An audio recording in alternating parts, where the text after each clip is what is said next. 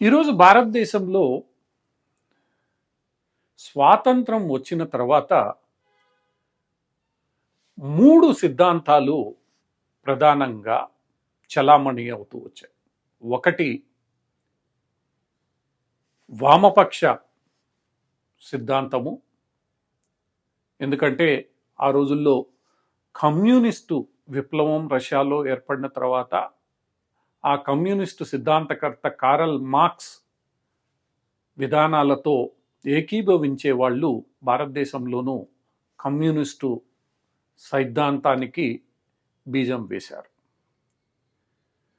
వీరితో పాటు అదే సమయంలో ఈ దేశమే తమ మొదటి ప్రాధాన్యతగా ఉండాలనుకుంటూ జాతీయవాద సిద్ధాంతానికి కూడా భారతదేశంలో నాంది పలికింది. ఆ నాంది పలికింది ఆర్ఎస్ఎస్.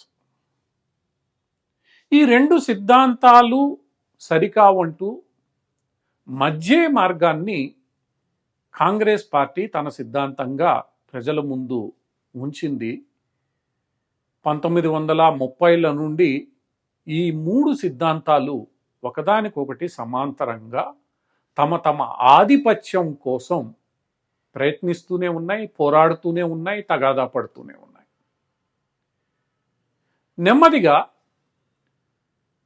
1990లు వచ్చే వరకు ఈ 3 సిద్ధాంతాలు సమాంతరంగానే సాగాయి. ఎక్కడా కూడా అప్పుడప్పుడు కొన్ని సందర్భాల్లో వామపక్షాలు కాంగ్రెస్కి మద్దతు ఇవ్వడం, బీజేపీ కాంగ్రెస్కి మద్దతు ఇవ్వడం మినహా ఈ 3 సిద్ధాంతాలు సమాంతరంగానే కొనసాగాయి.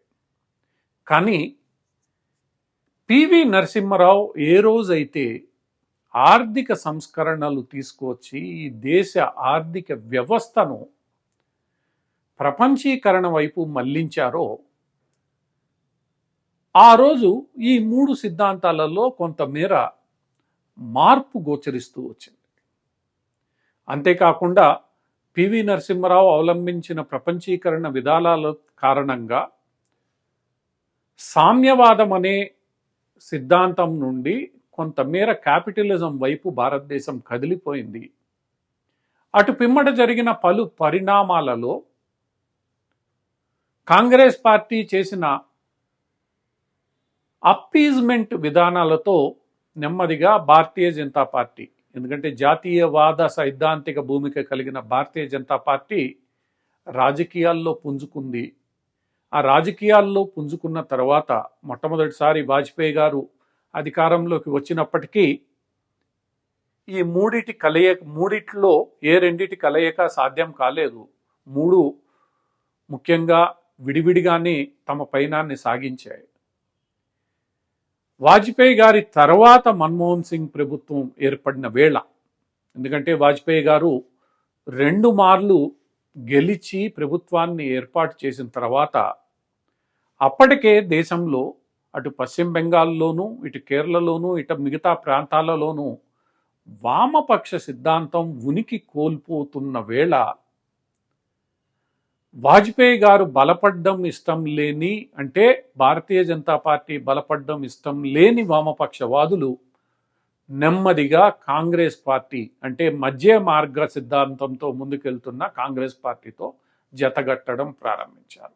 దాని ఫలితంగానే యూపీఏ ప్రభుత్వం ఏర్పడింది. యూపీఏ ప్రభుత్వంలో ఈ 2 కూటములు, మధ్య మార్గం అవలంబించిన కాంగ్రెసు, వామపక్ష పార్టీలు ఒకే జట్టుగా ఏర్పడి చాలా పనులు చేశాయి. జాతీయ అడ్వైజరీ కౌన్సిల్, సోనియా గాంధీ నేతృత్వంలో ఉన్న అడ్వైజరీ కౌన్సిల్ని పరిశీలిస్తే ఈ 2 కూటములు కలిసి పనిచేస్తున్నాయన్న భావన మనకు స్పష్టంగా కనిపిస్తుంది.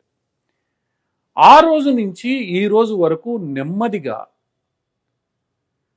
తమ ఉనికిని కోల్పోతున్న వామపక్షవాదులు కాంగ్రెసు కొంగు అంచును పట్టుకొని ఎదడం ప్రారంభించారు. దాంతో నెమ్మదిగా కాంగ్రెస్ వామపక్షాలు వాళ్ళ సిద్ధాంతాలు, వాళ్ళ విధానాలు ఒకటి కావడం ప్రారంభించాయి. ఆ సమయంలోనే నరేంద్ర మోడీ ప్రధానమంత్రి పదవి చేపట్టడం, ఆ ప్రధానమంత్రి పదవి ఆయన అత్యధిక మెజారిటీతో సాధించడం, ఆ తర్వాత రెండవసారి కూడా ఆయన ఇంకా ఎక్కువ మెజారిటీతో ఆ పదవి చేపట్టడంతో ఇక రెండు సిద్ధాంతాలు చెల్లవన్న నిర్ణయానికి వచ్చిన వామపక్షాలు, కాంగ్రెస్ పార్టీలు. వీరికి మద్దతిస్తున్న పలువురు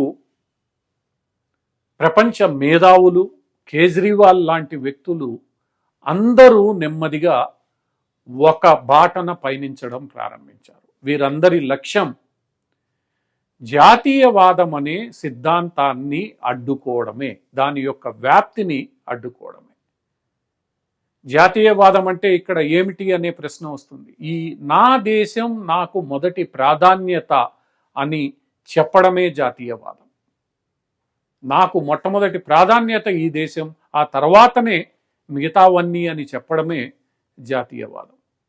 కానీ ఇలా చెప్పడాన్ని ఈ వామపక్షవాదులు, ఈ ఓపెన్ సొసైటీని సమర్థించేవారు, వీరితో పాటు అధికారానికి దూరమైపోయి సతమతమవుతున్న కాంగ్రెస్ వాదులు అంగీకరించడం లేదు. ఈ జాతీయవాదాన్ని అడ్డుకోవాలంటే తామంతా ఒక్కటైతే తప్ప వీలు కాదన్న సత్యాన్ని గ్రహించిన వీరు ఈరోజు అందరూ ఏకమై ఈ జాతీయవాదాన్ని అడ్డుకునే ప్రయత్నం చేస్తున్నారు.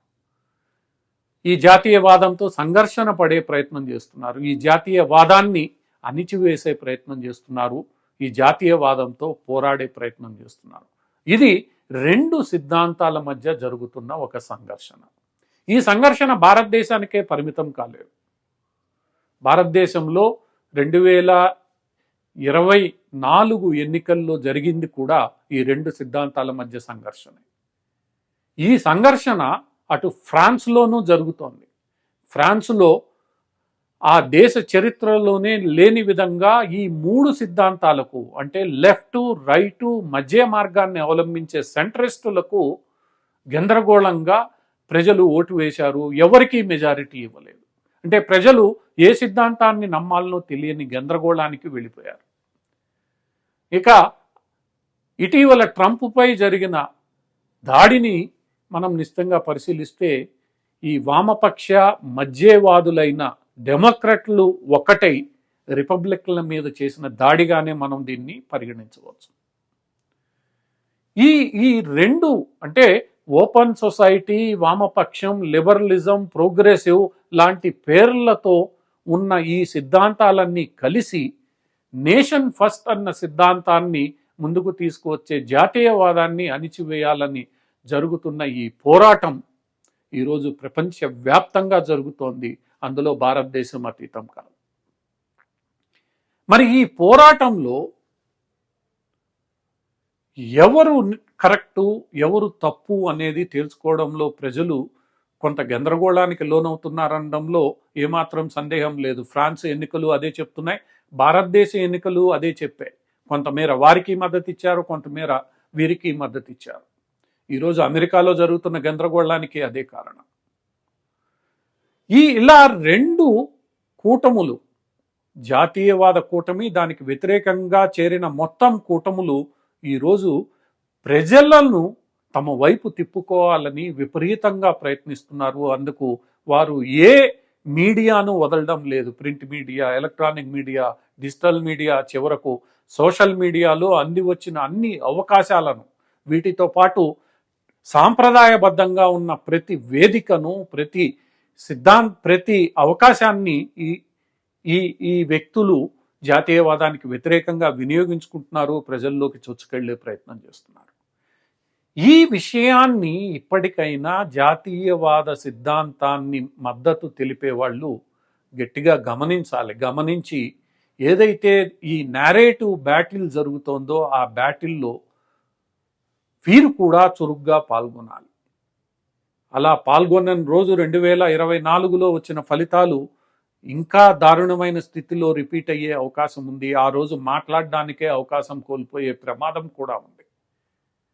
సో ఇలా భారతదేశంలో ఈరోజు ఒక తారాస్థాయికి ఈ రెండు కూటములు మధ్య జరుగుతున్న నేరేటివ్ బ్యాటిల్ ఏదైతే ఉందో, అంటే జాతీయవాదం ముందుకెళ్లాలన్నా లేదా ఆ వాదాన్ని వ్యతిరేకించే వాళ్ళు ముందుకెళ్లాలన్నా అనేది ఏదైతే ఉందో, దాన్ని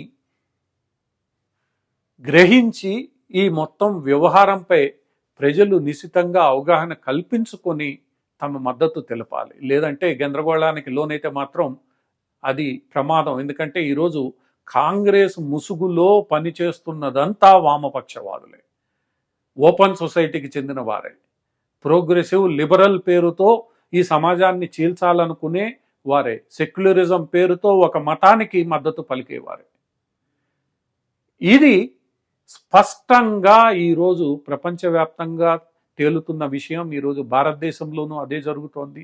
ఈ విషయాన్ని జాతీయవాదులు స్పష్టంగా గమనించాలి, జాగరూకతతో వ్యవహరించి ఈ రెండు కూటముల మధ్య జరుగుతున్న ఈ పోరును ఒక నిర్ణయాత్మక దిశగా తీసుకుని వెళ్ళాలి. ఈ మొత్తం పోరులో ఎవరు గెలుస్తారనేదే ఈరోజు రాజకీయ విశ్లేషకుల మధ్యలో నెలకొన్న ఆసక్తి.